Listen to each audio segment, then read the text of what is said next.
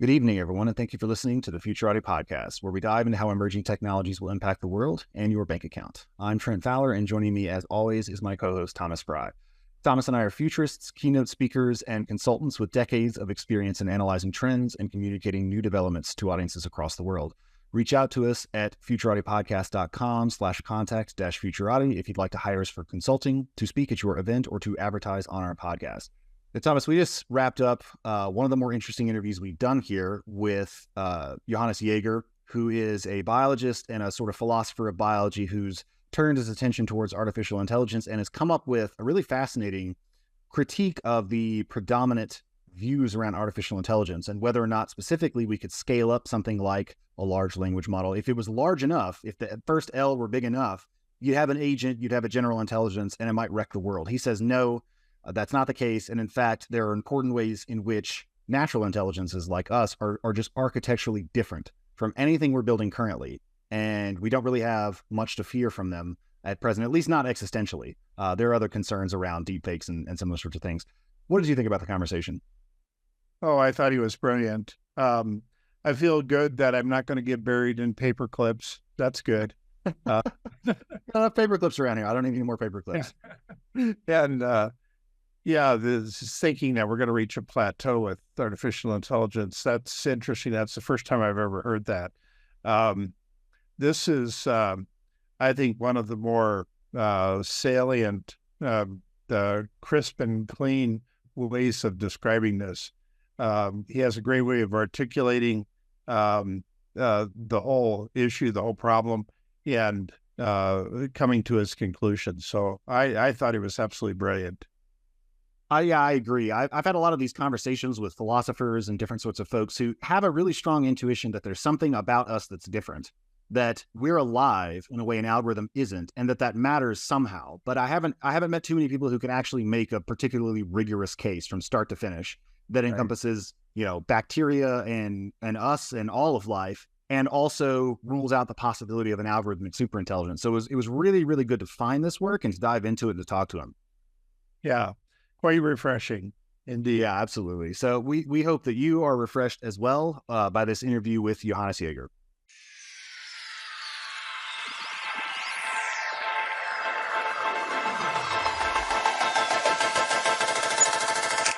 Tonight we're joined by Dr. Johannes Jaeger.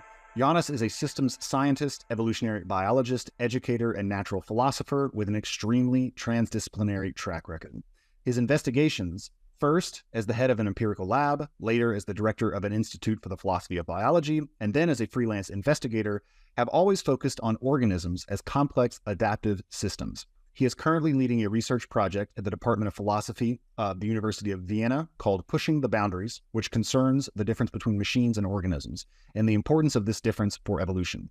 He is associate faculty at the Complexity Science Hub in Vienna and a scholar at the Ronin Institute. If you enjoyed this interview, please subscribe to the podcast and share it with your friends. And don't forget to check out our website, futuratipodcast.com.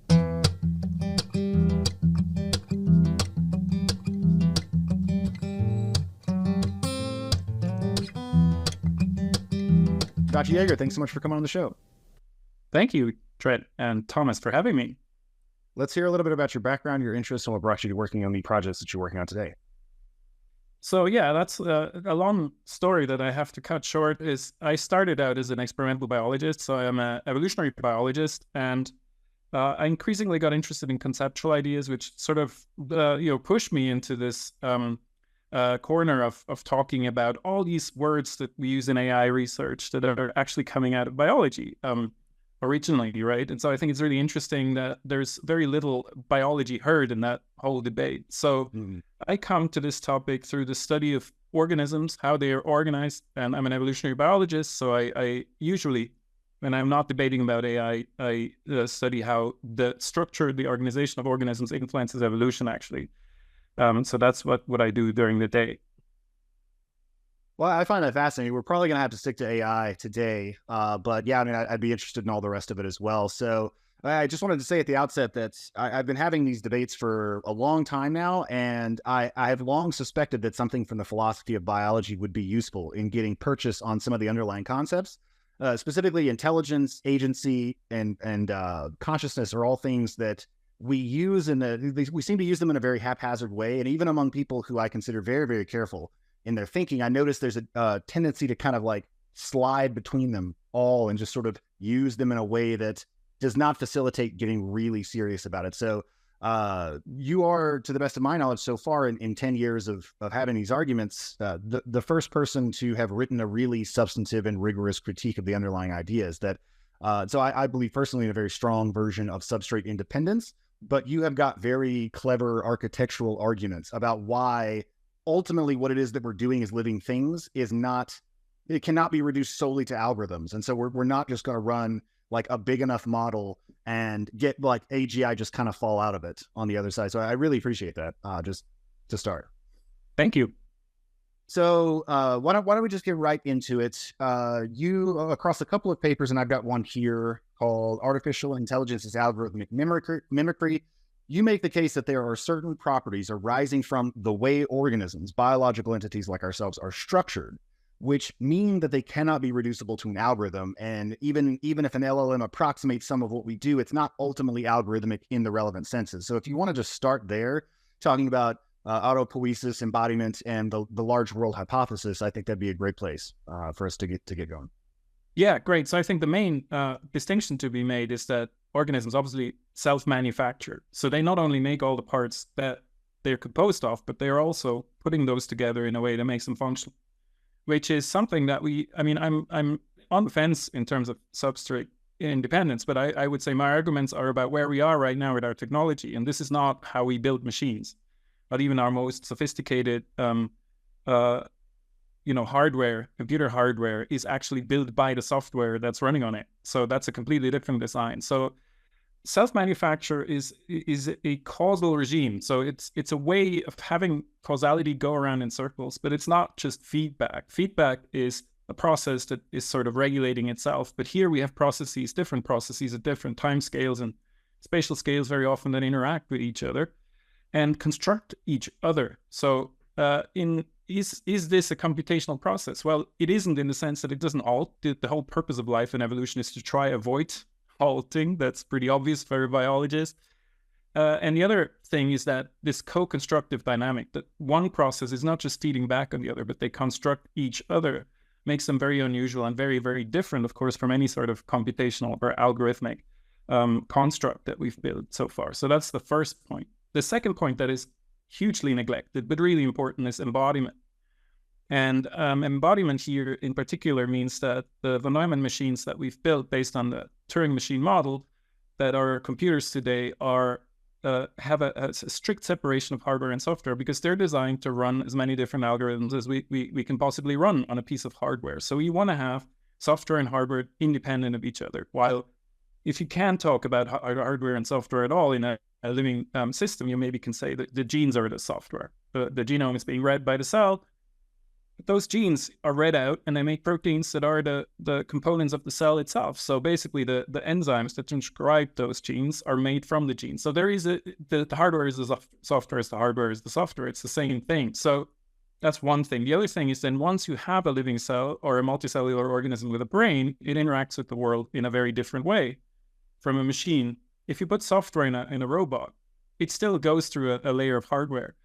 Effectors and sensors, and those are not constructed by the software, obviously, itself. So it's sort of one step removed from its experience, let's say, while you are right in your world, right? And why is that important? That's the third factor that I describe in that paper, is that makes us live in a large world. And that doesn't mean it's big spatially, but it means that a lot of the problems and phenomena that we encounter in this world are not well defined. So we need to pick out what is relevant for us. And that, requires a point of view on the world and define our problems before we can solve them. While an algorithm exists in a small world, which can be huge. The world of chess, if you think about it, is astronomically huge, all the possible moves that you can make. But it's a small world because every move is well defined by the rules of the game. So basically, a small world is a world. These are terms invented by Leonard Savage in the 1950s. The small world is not physically small or combinatorially small, but it has all the problems well defined. And an algorithm, even the most complicated LLM at the moment, lives in an environment that is completely determined by the hardware architecture, the coding environment, and its own code in a way. So all it can see, and also, of course, by the data and the way it's been annotated and everything. So it lives in a small world, even the most complicated algorithm that we've designed so far. So it has a very different way of experiencing its world, because it has no limited point of view like we do, but it is seeing, in a way, its entire world at once. So there's nothing that's ill-defined or unknown in that world. And I think these differences are really, really crucial when we think about, what does it mean to have general intelligence? And again, what I did in this paper and earlier on is use a definition of general intelligence that comes from biology, that involves things like dealing with ambiguity and, most importantly, I think, reframing problems. Humans can reframe a problem, but ultimately, no matter how indirectly you frame problems in computer science, even in those very complicated algorithmic systems that we've built, the problems are always already framed. There is one fixed frame that is given to begin with. And I think these differences really matter. That's the point I'm trying to make. So let me ask if this is similar to what you're talking about. If I walk into a room, subconsciously, I will put an emotional value on all the things that I see in that room, whether it's a couch or a table or a lamp, and like the couch will be worth more than the lamp and worth more than the table. And so these emotional values then give me a way of kind of judging how the room is set up and things like that. That's something that I don't see AI having the ability to do, this emotional feel part of it. Is that correct? So that's extremely important. And you put it really well. So this is what it means to have a point of view. That means that if you're a self-manufacturing organism, you're first of all responsible for your own, what you are, for your own identity. You're building that to a certain degree. It interacts with the environment, but then you also have a certain control over how you interact with the environment. You control your own boundaries. You control the interactions between the outside world and yourself to a certain degree. And so you have a motivated reasoning about the world, which gives you what we would call sense-making or meaning-making in the first place. And there are all these discussions about LLMs having semantic models of the world and all that, and whether you can read those out of the correlations, the statistics in a data set. And that's a different, you see, here we are at one of those concepts that are just used in a different way, because the kind of semantics that you get out of an abstraction of correlations in a training data set are completely different than the value-laden kind of reasoning that you bring in. And this is, I want to mention Joseph Weizenbaum early on in our conversation, what he distinguished early in the 70s already as calculation versus judgment. So this is everything you do when you perceive the world is already loaded with judgment, because you are a limited living being and you need to persist. You need to do physical work to stay alive. And so everything you perceive is already motivated based on the aim of staying alive. That's the foundational aim. But then you have all kinds of other goals that you set yourself, and you can set those because you have this very peculiar self-manufacturing organization. It's called autopoietic. And so this is very different from how we build machines, because machines are assembled. They have a function and a purpose too, but that purpose doesn't come from within. They're not self-driven in the same way and not motivated in the same way. And it seems to me very mysterious how you would put such self-motivation that is not just a simulation of behavior that looks as if it is self-motivated into an algorithm, but actual self-motivation. So someone, I think it was Terence Deacon, once said, before we get agency in an algorithm, we have to make it suffer. And I have no idea how you would do that. So if I poke myself in the arm with a pen or scissors, that hurts. If I go and work out, my muscles ache. These are things that AI can't relate to. Exactly.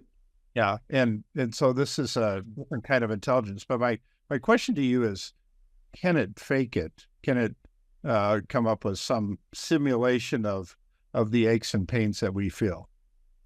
This is an extremely important distinction to make, because the criteria of how to judge whether a system is intelligent or not differ also widely between the AI community and someone like me from biology, because starting with the Turing test, and I think Alan Turing was really ambiguous about it once he published it, there is this idea that if it quacks like a duck, if it walks like a duck, it's a duck. And it's so in this sense, I have no doubt that we're going to be successful in creating systems that act as if they were living beings. But the problem is, that's why I call it algorithmic mimicry. This is not real. And so then I immediately get accused of having metaphysical views that, and nothing else. So I want to make a stand here that is not just a metaphysical view. It's actually a biological view that is scientifically backed up. We do know how organisms behave, and that they behave differently. And also from work of Dreyfus and Weizenbaum and others, we know that there's a difference between calculation, computation, and the value and meaning-laden sort of actions like judgment in living systems. So the task for me would not be to explain those away and say, okay, so if we can simulate that sort of behavior, if we can make an algorithm that writes you love poems as if they loved you, we're happy with that, then that's the end of the discussion. But that is like the Chinese room argument argued, not the real thing. That is not, we've not created life, we've not created an intelligence in that sense. And also the word agency is very dangerous, of course, because that's one of the words that means, and computational algorithmic agent means something completely different than an agent, an organismic agent. And I do upset sometimes AI researchers a bit when I say, I know a bacterium that can do something your best LLM cannot do. And that is, it cares. It doesn't care like we do. It doesn't have a brain and thinks about and cares about things and worries about things, but it cares about its food. It goes for the food. It avoids the toxin. So it has a value system, if you want, a very simple one: good, food, toxin, bad, right? And I don't see any way in today's algorithmic architectures, no matter how complex, no matter how many billion parameters our models have, that we can get that kind of thing emerging from that architecture. Hello, this is Trent Fowler, co-host of the Futurati podcast. One of the most common pieces of marketing advice I've come across is to know your audience and give them what they want. One difficulty in podcasting is that it's actually pretty hard to do this. None of the major platforms give us any way to reach out to you, our listeners, to find out what you enjoy about the Futurati podcast and what you'd like to see done differently. So we've decided to record this commercial and ask you directly to reach out to us. Head over to futuratipodcast.com, go to the contact page, and drop us a line. Tell us about your favorite and least favorite episodes, what you'd like to see us cover in the future, and anything else you want us to know. We produce this show for you, and we want your advice so we can make it even better. Thank you. Okay, well, let's go down that argument. And if we start building robots that are, we start adding flesh to the robots, we start growing tissue on the robots, then we start developing some of the same attributes that people have, because the flesh will feel heat, it will feel cold, it'll feel pokes and lots of other things. And so I guess there's a point where it would seem like this robot has become cyborgish enough so it actually feels all the same things that humans do. And so do you get into the cyborgish arguments? So we write at the end of one of the papers, I think it's the How Organism Comes to Know the World paper, it's the AI paper. I say the AGI will come out of a biology lab. Okay. And I think it's a thing we should really think hard about. Is that a good thing? So if you think about the alignment problem, I think there are ways to deal with the alignment problem. I think it's harder to align the people who produce AI with the general public's interest at the moment than the algorithms themselves, to be honest. But that's because they're agents, that is because they follow their own interests. That's why they're hard to align. While the engineering task of aligning algorithms, it's a complex task because it doesn't only involve engineering algorithms in a certain way, it does to a certain extent, but it involves the deployment of those algorithms in a complex social human environment. And so I am really worried about the alignment problem when you think about the cyborg. Now, the question is, of course, there's the classical argument that if you would just exchange in a human being more and more of the sensory apparatus we have and the muscles with machine parts, then eventually we would become a machine, right? Right. Okay, so is that really true? I think so. If that machine then had sex, and I kind of wonder how you would build that into machine parts, but let's not go there right now. Then would the offspring of that machine look like the machine? No, you would have to start all over again. Okay, the kids of that machine would be biological organisms again, and you'd have to do the replacement all over again. So there are, if you think about it a little more, this whole thought experiment becomes a lot more complicated than people originally think. But let's follow it up and say, okay, we have organic tissue and we can make Neuralink, brain cyborg sort of thing that, again, so I think the technological parts that we have right now will only replace those parts of the brains that are about calculation, computation.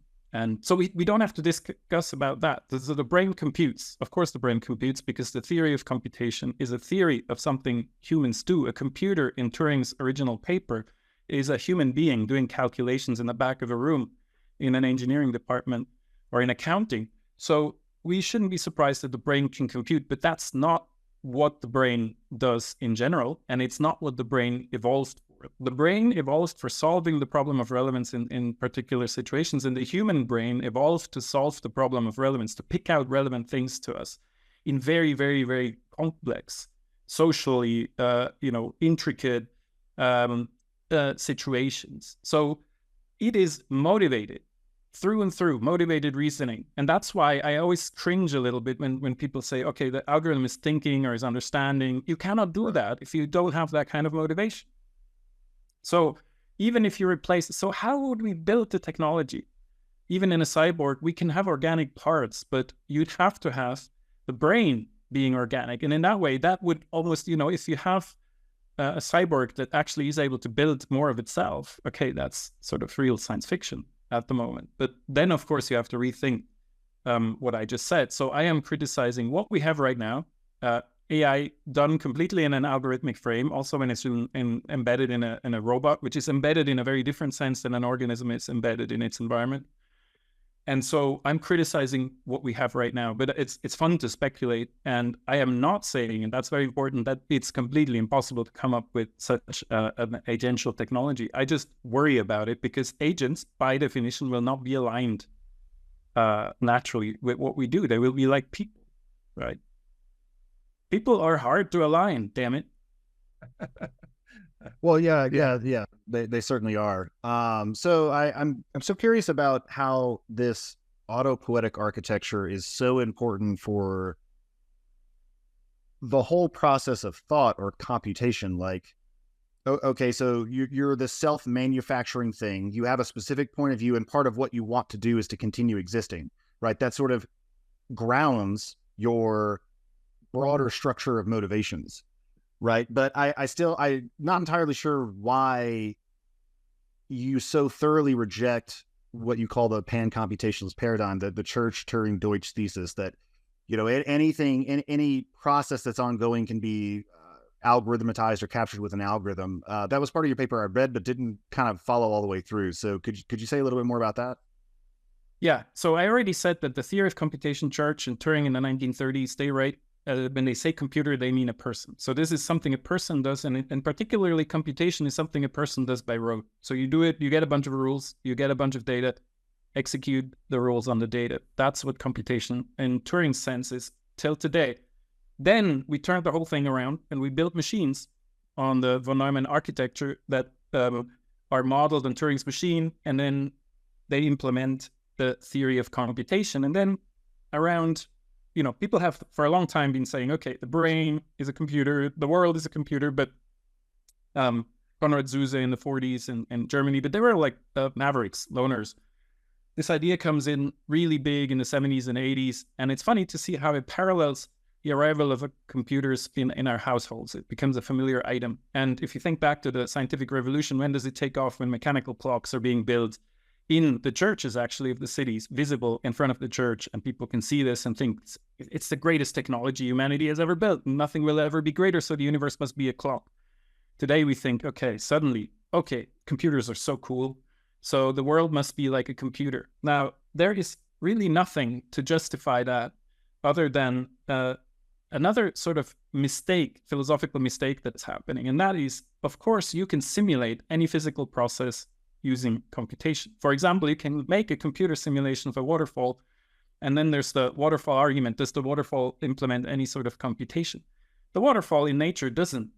The computation is imputed by us by making a model of it. So the whole content, the semantic content of the model, is put into the model by the human agent who made the model. This is a bit intricate, and you have to stop me when I get into too much philosophical babble here. But I mean, the basic difference is that you should not confuse our ability to model things with computer simulations with the statement that the world is literally a computer simulation. It is like mistaking the map for the territory. So basically, we are building really cool maps, computer simulations to predict weather, to climate, all kinds of really, really complicated things. But it's important to keep in mind that those are simulations, and the content, the information processes, the symbolic content is in the model, not in the physical process that we're modeling. So it comes out, it's not just out there, it comes out of the interactions of the modeler and the modeled system. Okay, and that's very interesting. So that's where pan-computationalism goes wrong. So for example, there are theories now around in biology as well. So there's the crowd that does the free energy principle. There's Mike Levin's work, and they claim that every physical system does some sort of computation, does some sort of inference in the case of the free energy principle. And so this is what philosophers call the reification, or it's also called the fallacy of misplaced concreteness, when you take an abstract model of the world and you suddenly think it's the world. So it's very, very important. When we come back to that point, have we proven intelligence if the algorithm acts as if it was an intelligent being? I don't think we have it. We have not understood the nature of these systems, because this is what computation is good at, is mimicking, simulating a certain process and making predictions. But it is very bad at this value aspect of living in the world, of coming to know the world, which is really important. So an algorithm, the computer that runs the simulation, doesn't really understand what's going on. It doesn't understand the aim of the simulation. It doesn't understand what the symbols mean. It's a purely automatic procedure, right? And so the semantics really only come in if you're a living being with a motivated reasoning and motivated agency.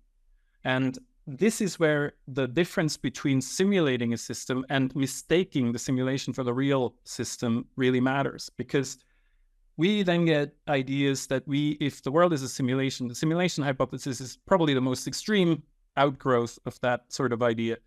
If you believe that the world is a simulation, you start dreaming of manipulating that simulation. And I think the living world that is out there is fundamentally not computable in the sense that it's not predictable. It has a strong sense of emergence. There's new organization in matter. For example, the evolution of consciousness is something we can talk about later on, which is something where the rules change in a way that's really hard to predict. And it's not just about computation. And we cannot understand these phenomena at all if we think everything is computation. So I'm sorry, that was a bit of a longer answer than you probably had hoped for, but I tried to pack a lot of goodies into that package. We're looking for 10 words or fewer. Yeah. So as a futurist, I get into this question of where does the future come from all the time? Right. Yeah, that's exactly what you're talking about here. But I really would like an answer. Where does it come from? So the future, where does it go? The future comes out of the present. That's quite clear. So I like to think about this in terms of the Laplace's demon. You know, the Pierre-Simon Laplace had this demon that would know everything about the world and could predict everything that would happen in the future, and also post-dict everything that happened in the past. But of course, this demon had to be something that's outside the universe, because how can you know everything that's in the universe if you're not actually outside it? Because then you're part of the universe and you would have to know everything about yourself, and you get into all kinds of logical complications. So there's complications there. But I think this pan-computationalized worldview gets the demon back in through the back door. Of course, we have things like the decision problem that say not everything is computable in the age of the universe and blah, blah, blah, blah. But in the end, the demon isn't bounded by the age of the universe or the resources in the universe, because it's not part of the universe. So if you think everything is computation in the universe, then you couldn't know what happens in the future because of computational complexity. But the demon would know, because it wouldn't be restricted by NP completeness, for example. Okay. And so you get, through computationalism, you get this determined future in through the back door. And I think it's reasonable to think about the universe as being deterministic in the sense that every effect has a cause. But I think, and I hope you're happy to hear this as a future, is that the future is radically open. And that is exactly because there is more to the universe than just computation. And it usually involves a kind of emergence that we call organizational emergence, where new rules of new organizations of matter arise that actually change the rules of how the universe works. And I think that's how you should think about the origin of life, but that's also how we can think about the evolution of consciousness. That we get actually processes that are just physics and chemistry. There's no magic here, but they get to interact in new ways. So we get new rules. Think about evolution that happens the first time a cell arises, then we get the rules of evolution. But the rules of evolution, they don't contradict any of the physics, but you can predict them by doing quantum physics. Okay, you can simulate the whole universe maybe, but you wouldn't understand what evolution is from that. Okay, so you get actually new rules. And that means the future is radically open. Stuart Kauffman has this idea of the adjacent possible, that the space possibilities that the universe can enter at every moment in time is radically emergent. Okay, it's different every moment in time. And I really like that. So the future is radically open, and we need to be ready for expecting the unexpected. And I think this idea of pan-computationalism gives you an illusion of control that you don't really have. It shuts this unexpected, this radically unknown future out. And for me, this is a very claustrophobic view of the world. I like my future open and a little unpredictable. I want to talk a little bit more about the mimicry piece, because that is an objection that's been brought up to, AI safetyists and doomers of various stripes. And in my experience, they usually just bite the bullet and say, okay, fine, it's a simulation. It's emulating thought, not actually doing it. That doesn't change the fact that you lost the chess game. And in principle, I don't see, I suspect you just say it's a small world, and maybe that's the nail in the coffin, but it's not clear to me why that emulation couldn't scale up to being, to amounting to a greater than human intelligence. Like, okay, so it's not doing real thought, but if it can see more branches in the tree than I can, I don't know why it couldn't maneuver the world into a configuration it wants that might be counter to the configuration of the world that I want. Like, why would that not get all the way up? I have two things to say to that. First of all, when you deploy these algorithms in the real world, in an agential system full of human agents, it becomes a large world problem immediately. These algorithms are in the world, okay, and they have real world consequences. So that's one thing. The other thing is, of course, that there is a huge danger in what we're doing right now. So let me explain that in two stages. The first is, why are we so impressed by these algorithms? They do things we have never evolved to do. Okay, so our brain is famously bad at keeping more than, it's not exactly 7 items of short-term memory, but it's not a lot. And also, we're extremely bad at seeing higher level correlations and patterns. So if something is high dimensional, this is the trick that a billion parameter LLM pulls off, right? So it sees high dimensional correlations that we can't see, and it can keep billions of pieces of data in memory at the same time. So we are absolutely befuddled what it can do because of that, because it's way beyond human capability already. I mean, there's no doubt about that. I mean, my memory, I just turned 50, is not even at 7 items short-term memory, right?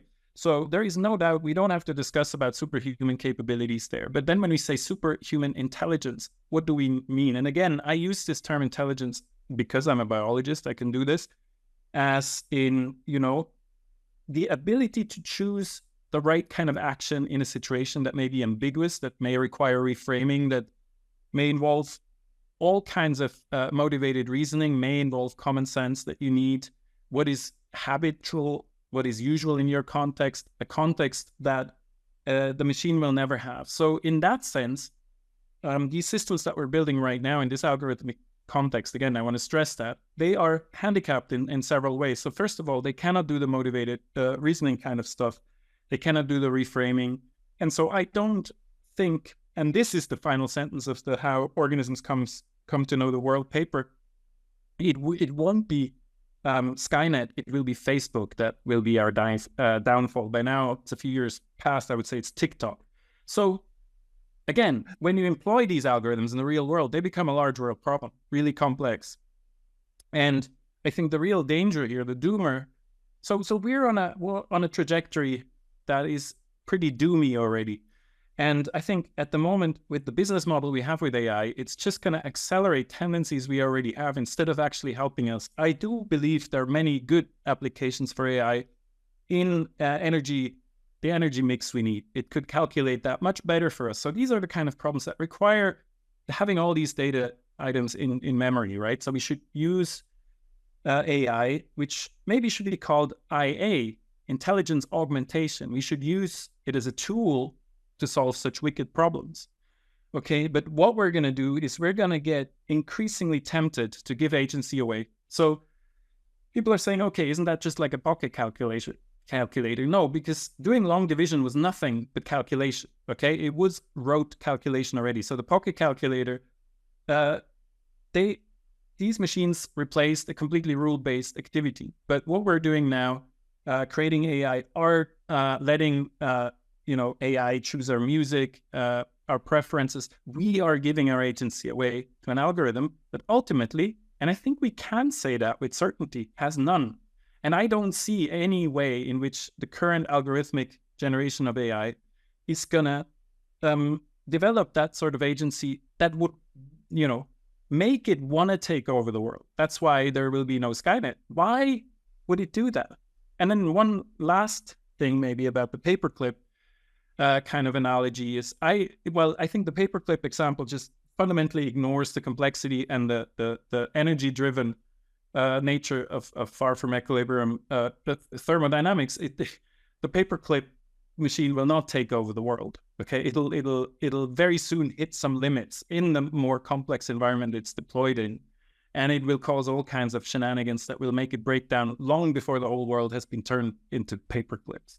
So I think the dangers that AI is posing right now come from the way it's deployed, mostly, not its nature itself, that it will develop the urge to take over the world. Why would it do that? It has no urges. It will not have any urges. And why would you want to do that anyway? It's a lot of responsibility. So I think AI is not going to take over the world that way. Instead, we need to pay a lot more attention on how AI is deployed. And I like Joanna Bryson is an AI ethicist, and she always says the first question we should ask when you develop AI is why? And Sora was a perfect example of that. Sora is an application of AI where I look at it and I wonder, why would anyone need this?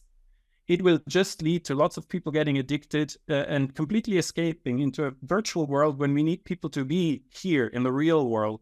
We are entering a time of really big crises, and we need to be here, solve our problems in the real world.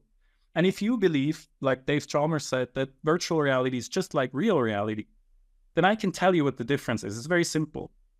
Real reality is what kills you when you ignore it. Okay? Yeah. Okay, you heard it here first. The old paper. We now have a definition of reality. It'll kill you if you're not paying attention. So, are you enjoying this episode of the Futurati podcast? If so, please like it. Give the show a 5-star rating on Apple Podcast, Spotify, or wherever you get your podcasts, and share it with your friends. By far, the best way to help us grow is to spread the word on social media, which will expose our content to more people and help us continue to bring you interviews with world-leading experts in AI, quantum computing, cryptocurrencies, and so much more. Thank you in advance. What, like, with respect to the intrinsic motivations of a living entity, like why would a cost function not be enough, right? So the basic idea of the paperclip thing is that it's rewarded by the production of paperclips, right? It does not see taking over the world as a terminal goal as such. It's more just that if it can access more resources, it can make more of these things, right? So why is that cost function not enough for you to eventually get agency at all? It's not really clear. Yeah, because it's not something that the paperclip optimizer evolved. It's something that was given to it and then went out of hand, right?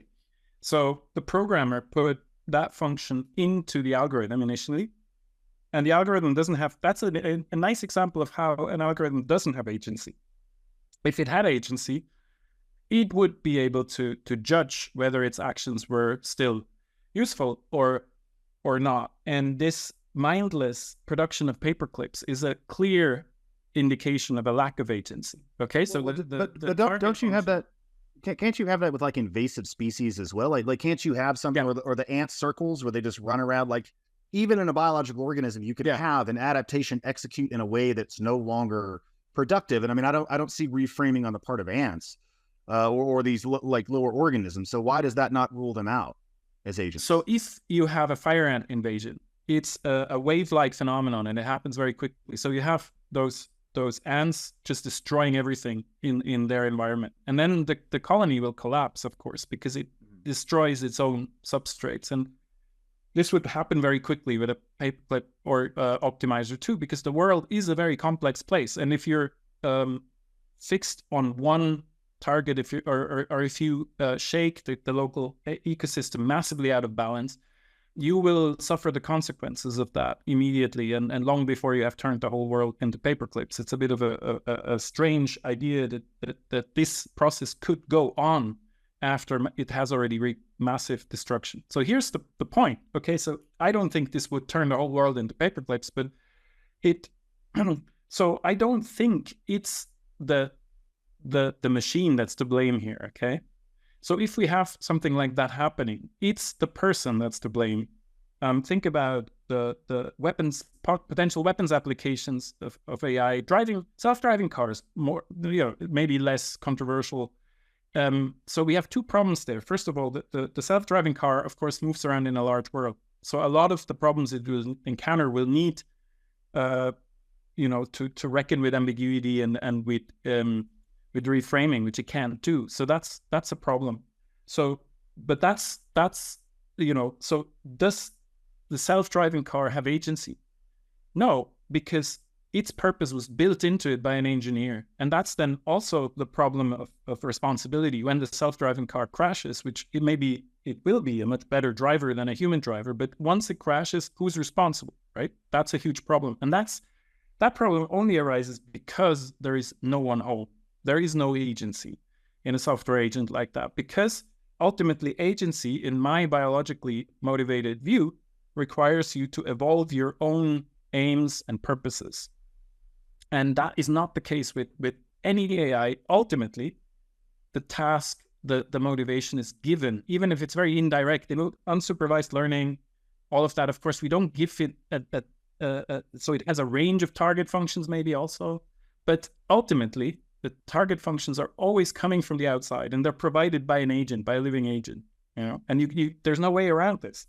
So the algorithm can then develop subsets, of targets functions, or decide between different target functions. But again, it needs a rule-based procedure to decide between those. So to summarize it maybe simply, is that the algorithm in that sense cannot make its own rules, but a living organism is like an algorithm that not only builds its own code, writes its own code, but builds its own hardware.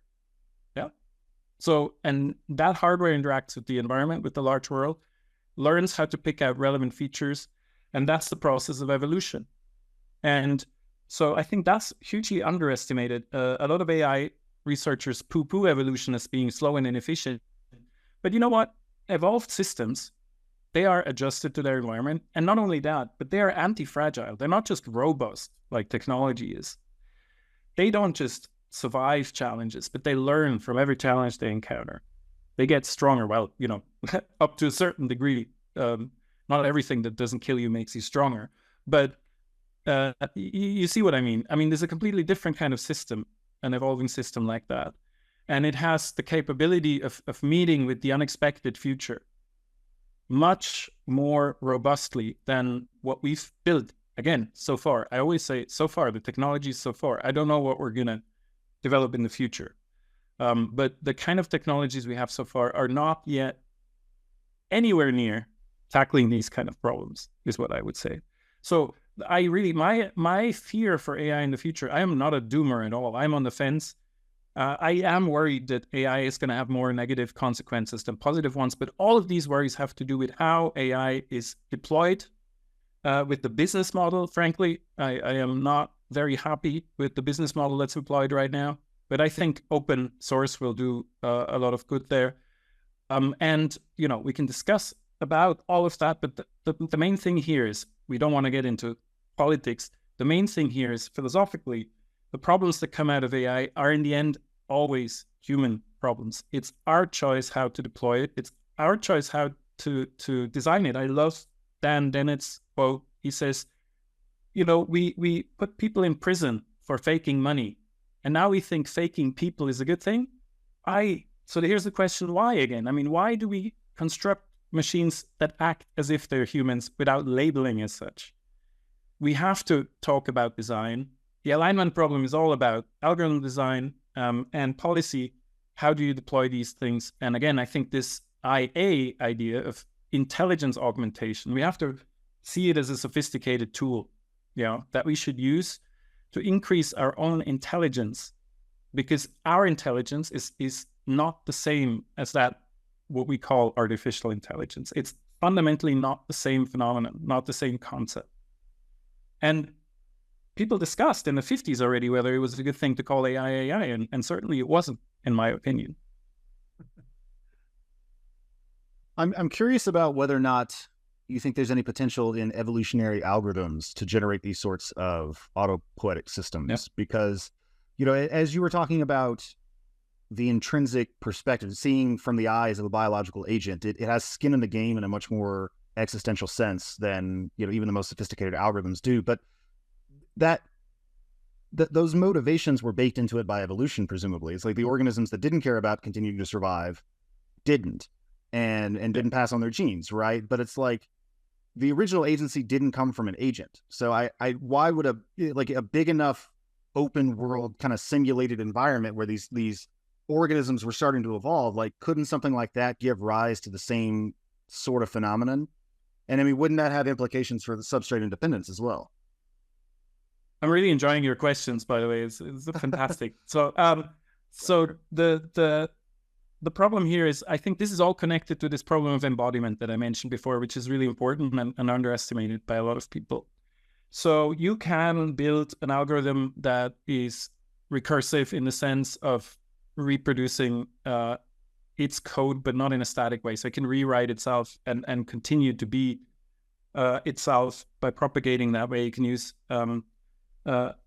lambda calculus, something like that, for that metaprogramming, whatever you want. So, but that's still happening within a given, first of all, programming language environment and computational environment. So what you really need is a different kind of embedding in the environment.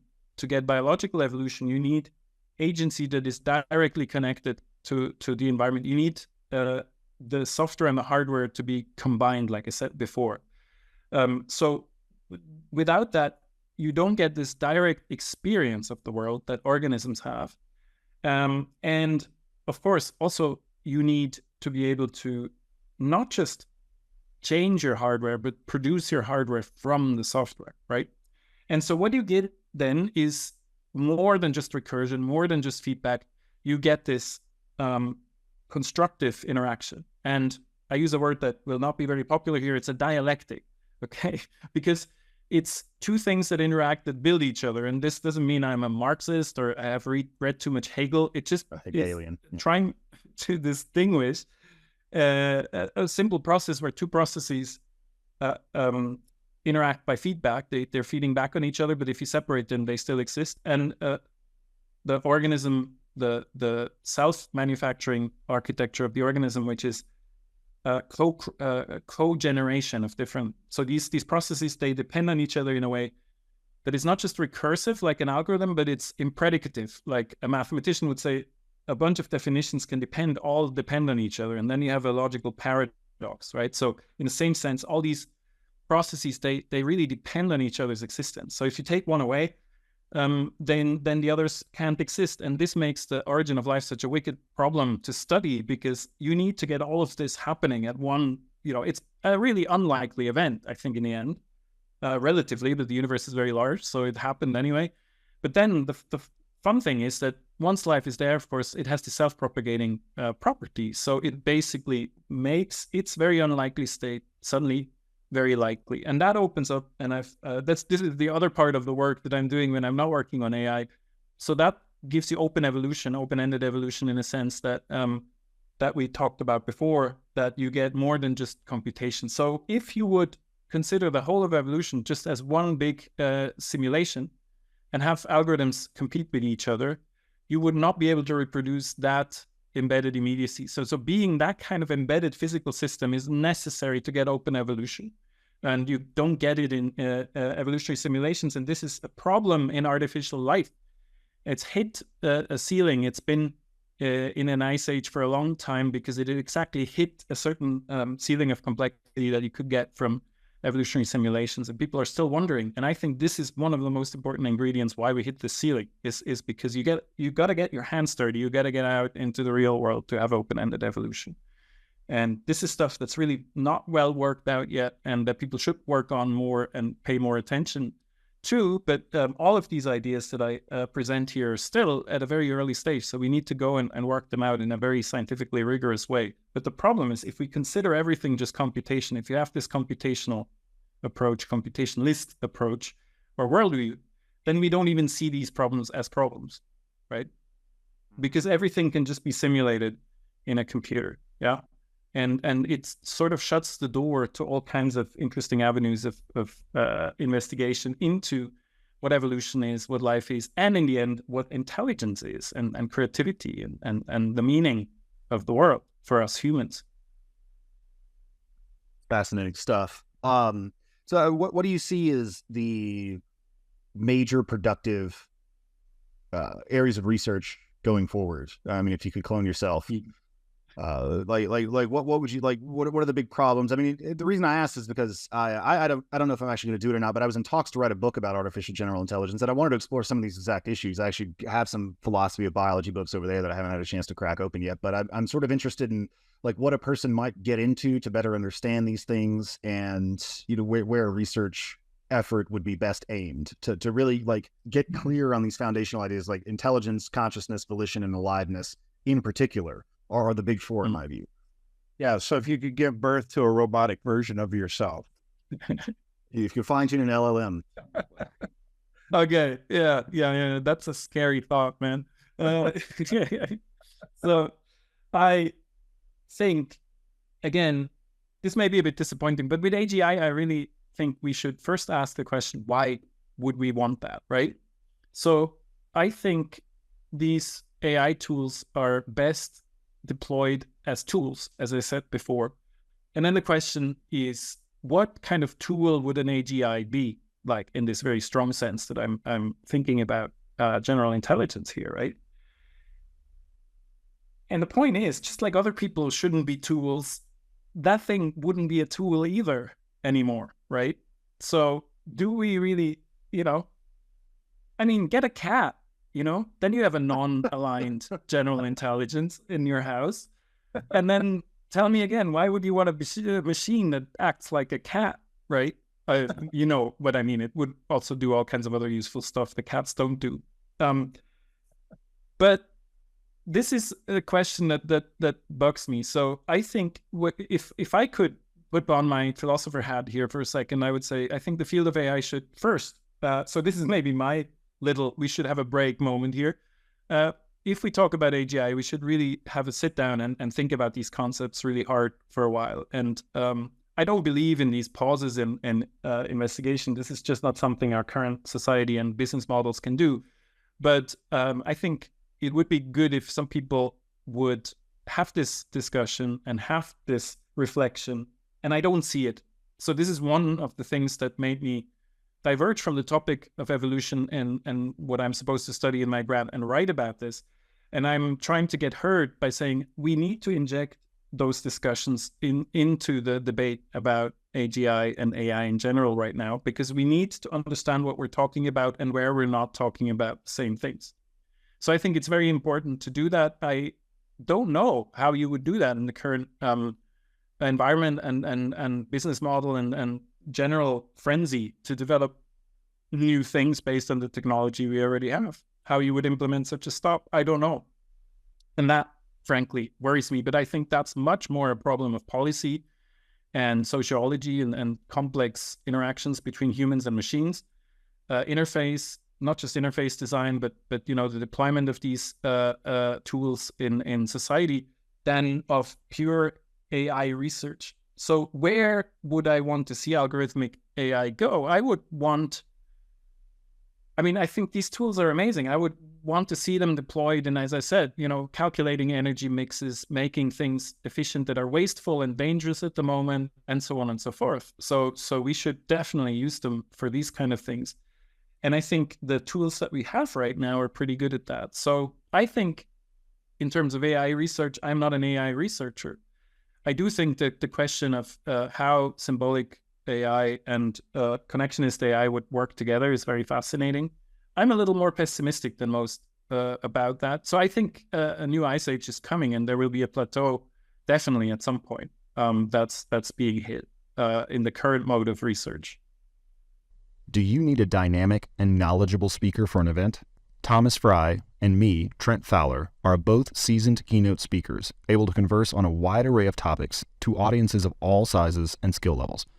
Go to the contact page at futuraudiopodcast.com to book Thomas or myself today, and let us apply our years of experience in public speaking to make your event a smashing success. Are there questions in the philosophy of biology that you think redound on this topic ultimately?